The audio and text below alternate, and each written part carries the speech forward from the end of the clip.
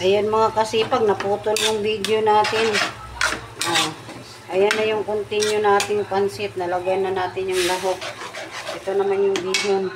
Ilagay na rin yung lahok natin sa bihon. Para hintayin na lang natin silang matuyo. Palutuin na lang natin ang mabuti dito mga kasipag. Naputol yung video natin mga kasipag. Hindi ko na-continue. Sayang. Dapat continue yun dito mga kasipag. So, konti na lang po. Malapit na ito maluto mga kasipag. Ayan.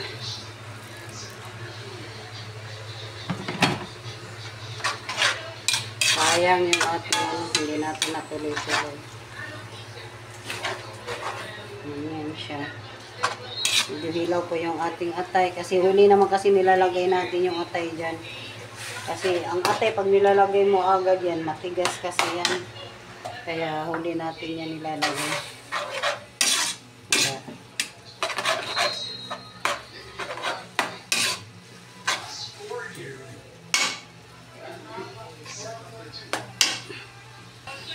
Malapit na maluto yung bihon na ano natin, pancit canton, nilalagyan na natin ng cornstarch.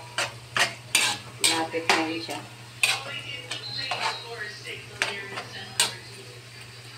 Konting pasada na lang yan ito, bihon. Medyo ano pa siya, pag kulang guys sa ano, lalagyan natin ulit ng kunting mainit na tubig kasi medyo tuyo pa siya. Para medyo magbasa-basa naman konti. Ito kasi kanto na sa dito. Pati na yan siya.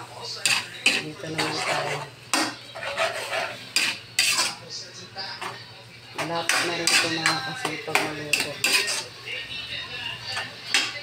Lagay na rin natin yung ano natin. Repolyo. Para okay na siya.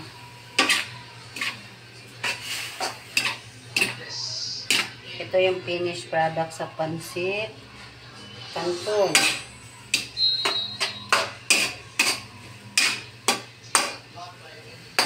Ito din, tapos na rin to. Kaya, bye muna mga kasipag eh. Babalot muna tayo. Salamat sa pagpapanood.